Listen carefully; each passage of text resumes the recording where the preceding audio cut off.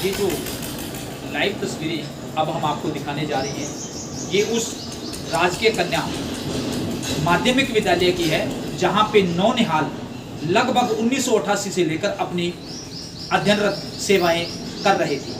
अब इसकी जो दयनीय स्थिति है उससे अगर मैं आपको अवगत करवाने जाऊं तो वो ऐसी है कि इसके गार्डर तो दूर की बात है, इसके जो पूरी ओवरऑल जो बिल्डिंग है जिसमें 5 कमरे बने हुए हैं, पांचों के पांचों ही बिल्कुल दयनीय स्थिति के अंदर चले गए हैं। अब मैं आपको इसकी जो वास्तविकता है उसे रूबरू करवाने जा रहा हूं कि जहां बच्चे बैठकर शिक्षा ग्रहण कर रहे थे उसके ऊपर से ये जो पत्थर हैं ये गिरकर बच्चों के ऊपर अक्सर दिखाई दिए गए हैं। इन्हीं से डरते हुए बच्चों ने अपने घर पर जाकर इस समस्या के बारे में अपने अभिभावकों को बताया, परंतु अभिभावकों ने भी ज्यादा गहराई से न इसको भांपते हुए इसको दरकिनार करते रहे। परंतु जैसे ही बरसात का मौसम आया तो उन्होंने इस स्थिति को खुद अपनी आंखों से जब आकर देखा तो ये भयावह दृश्य उनके सामने प्रस्तुत हुए। तो ये खंडहर हुई इमारत जिसके अंदर गांव के नौनिहाल पहली कक्षा से लेकर 5वीं कक्षा के जो बच्चे थे वो शिक्षा ग्रहण कर रहे थे। जिला अध्यक्ष बीजेपी के भाई आदित्य चौटाला के संज्ञान में मामला देने के बावजूद शीघ्रता दिखाते हुए 3 दिनों के अंदर ही इसको अमली जामा पहनाना शुरू कर दिया। इसके बारे में जब हमने गांव के गणमान्य व्यक्तियों से, व्यक्तित्व के धनी लोगों से जब बात की तो उन्होंने भी ये बताया कि इसके अंदर जो पूर्ण रूप से जो सहयोग हमें मिल रहा है वो भाई आदित्य चौटाला का मिल रहा है। आइए अब हम आपको लेकर चलते हैं जिस जगह से ये विद्यालय स्थानांतरित करके ग्राम सचिवालय के अंदर शिफ्ट किया गया है, वहां पे हम आपको रूबरू करवाने जा रहे हैं गांव के गणमान्य व्यक्तियों से व शिक्षक वर्ग से।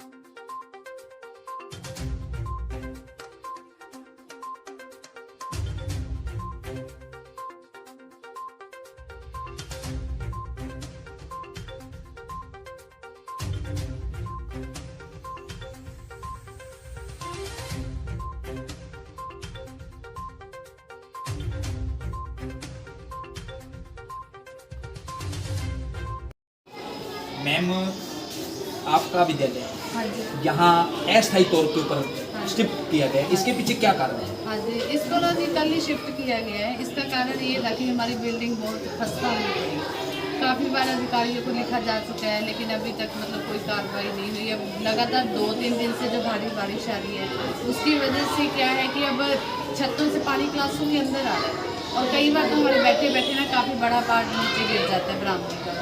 तो अब हमें डर लग रहा है कि यहाँ पे बैठना बिल्कुल सुरक्षित नहीं है, ना हमारे लिए ना बच्चों के लिए, क्योंकि बच्चों की सुरक्षा हमारे लिए सबसे ज़्यादा जरूरी है, पढ़ाई से भी ज़्यादा जरूरी है उनको सुरक्षित माहौल देना। हाँ जी, हमने 2 बार फाइल तैयार करके दी और पिछली 8 जून को छुट्टियों में मतलब मेरे को ADC साहब ने बुलाया, मीटिंग भी थी वहाँ पे। अपने सिरसा डिस्ट्रिक्ट के पूरे 16 स्कूल थे जैसे अपना स्कूल है। उन्होंने तब यही बात कही कि हम कमेटी बनाएंगे फिर कार्रवाई करेंगे, लेकिन 2 महीने बीत गए हैं अब तक ना कोई कमेटी ना कोई आया। एक सिंगल बंदा भी हमारी बिल्डिंग को देखने तक नहीं आया। तो फिर उसके बाद बारिशें हुई और हालत और भी ज़्यादा ख़राब हो गई है। तो हम सिर्फ उसी में नहीं बैठे रह सकते कि वो आएंगे या करेंगे कुछ। तो हमने पहले अपने बच्चों की सुरक्षा देखनी है, इसलिए हमने फिर पंचायत को बुलाया और उनका सहयोग मांगा कि हमें मार्गदर्शन दो या वैसे में वो क्या करें मतलब। तो मैम, अब जिस जगह के ऊपर पंचायत की तरफ या गणमान्य लोगों के सहयोग से यहाँ आपका विद्यालय जो शिफ्ट किया गया है, इसकी व्यवस्थाएं ओवरऑल किस तरह से है? इसको हम ठीक कहेंगे जी, क्योंकि अब हम कोई शर्त नहीं रख रहे, हमें शर्तों की नहीं है, अब हमें एडजस्टमेंट है। मतलब बच्चों की मतलब स्टडी सुचारू रूप से चले। दिक्कतें तो हैं, थोड़ी बहुत सफाई की भी थी, लेकिन जैसे जैसे विद्यालय का माहौल बनेगा हम अपने आप इसको ठीक करते रहेंगे, बाकी पंचायत का सहयोग रहेगा। है तो एडजस्टमेंट, क्योंकि विद्यालय का माहौल विद्यालय का ही होता है जो भी है। अब काम चला रहे हैं। तो मैम, अब बरसात का भी मौसम है, हाँ जी, विद्यालय में ओवरऑल आपका अस्थायी तौर पर है, हाँ जी। तो इसके साथ साथ अब आपको जो बरसात के मौसम के अंदर आपको कौन सी समस्याएं जो फेस करनी पड़ती है? वो ये है कि अभी तक हमारे मिड डे मील का नहीं, मतलब अभी पुराने स्कूल में चल रहा है, वो वहाँ से बना के यहाँ पे लेके आ रहे हैं तैयार करके खाना।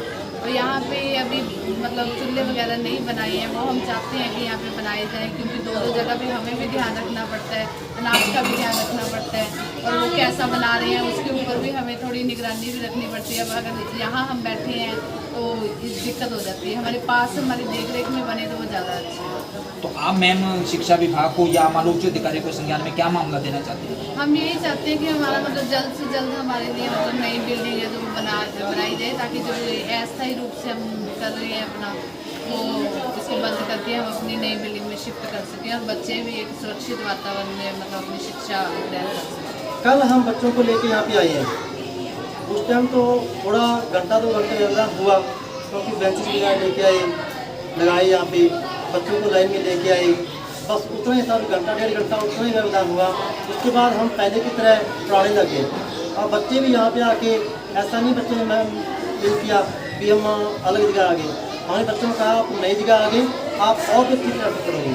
तो बच्चे आप देख रहे हैं सर, क्लास में देख आए आप वीडियो बच्चों की, और बच्चे बड़ा अच्छी तरह से पढ़ रहे हैं, तो उसमें पढ़ाई में कोई व्यवधान नहीं है, पढ़ाई बहुत कैसे चल रही है। तो हम प्रशासन से और पंचायत से यही उम्मीद करते हैं कि जितना जल्दी हो सके हमारे बिल्डिंग का कार्य, प्राइमरी स्कूल का कार्य प्रारंभ किया जा सके।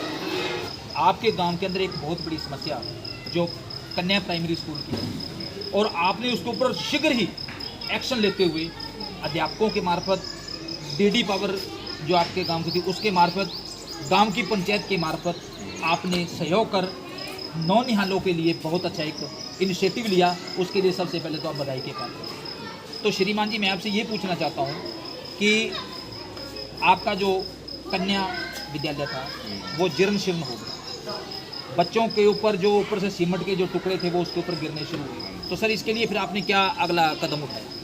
सर हमें पहले तो इन्होंने जनवरी, फरवरी, मार्च, जून में इन्होंने बताया था कि हमारा ये जो है हाल ये 5 कमरे ख़त्म है, ये थ्रेडियाँ आ गई, इनका कुछ करिए, उनको भी आप अपने महकमे को भेजो।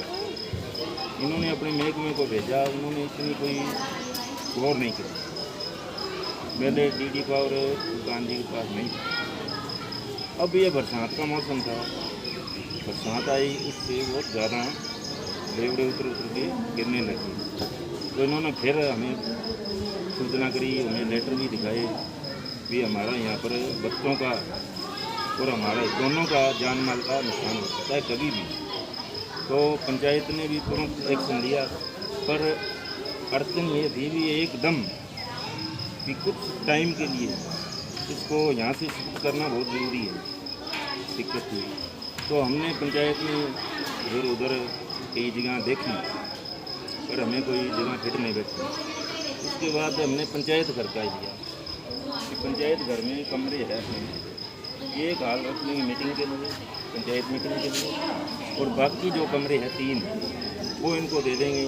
क्लास में तो 5 है, पर ये बोले भी हम एडजस्ट करेंगे, एक बार टाइम कटवाना। हमने अपनी जिम्मेदारी पर इनको ये कमरे तैयार करके दे दिए।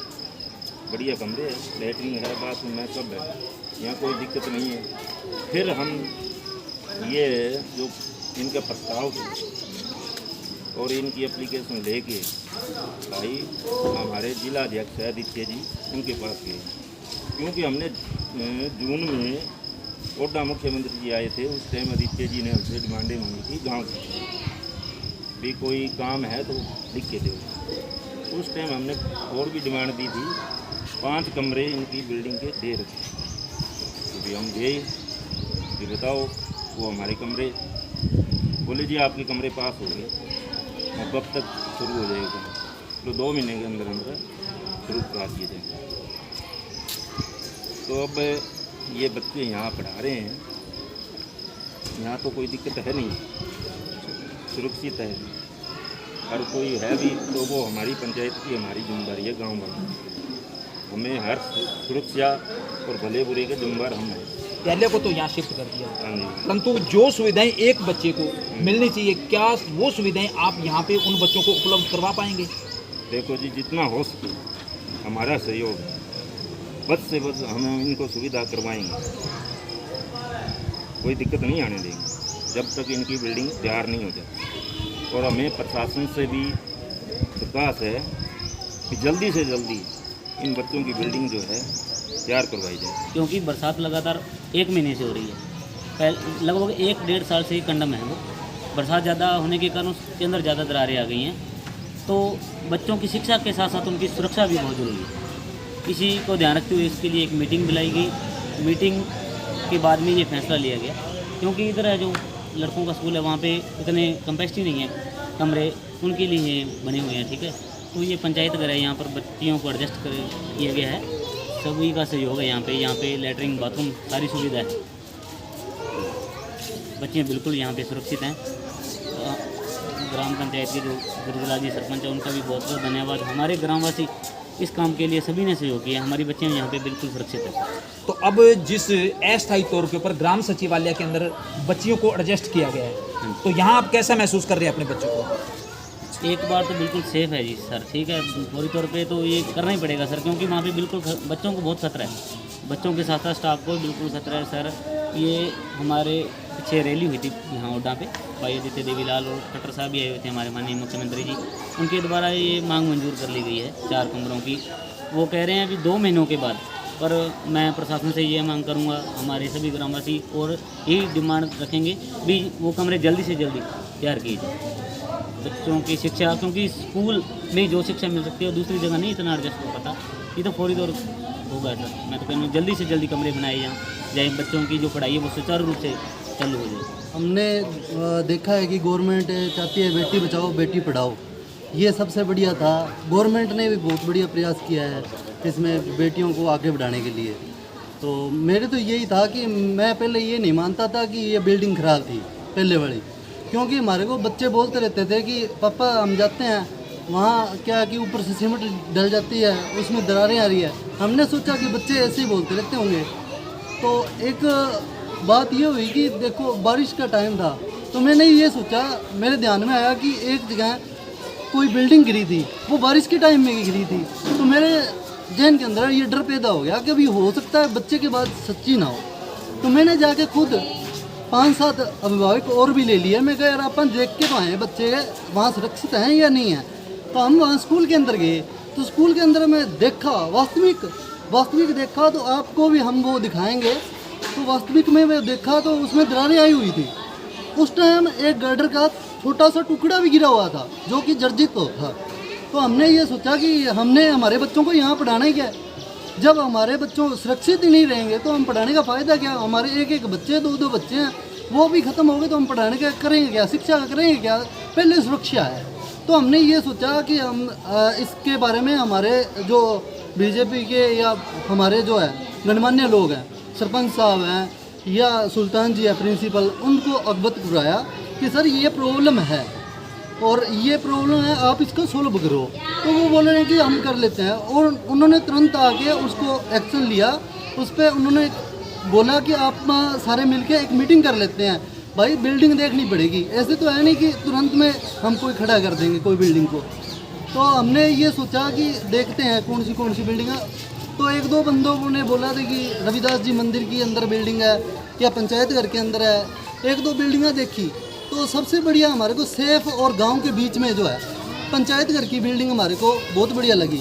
और हमारे लेवल पे हमारे ग्रामवासियों के सारे के सहयोग से, हालांकि उनको टीचरों पे ये कोई है नहीं, हमारे लेवल पे हमारे ग्रामवासियों के लेवल पे वो करवाया गया। तो इनको एक बार यहाँ अस्थायी तौर पे शिफ्ट कर दिया गया। और जब तक हम ये गुजारिश कर रहे हैं, हमारे सुनने में ये भी आया है कि भाई आदित्य जी ने अपनी मेहनत से, और जो खट्टर साहब हमारे मुख्यमंत्री जी हैं, उनको भी ये भेज दिया गया है कि वो जल्दी बिल्डिंग नई तैयार करवा देंगे। हम यही गुजारिश करेंगे जितनी जल्दी हो सके गवर्नमेंट नई बिल्डिंग बनवाए और अच्छा मतलब उनको अनुकूल वातावरण मिल सके बच्चों को। हम तो ये हाथ जोड़ के यही गुजारिश करेंगे।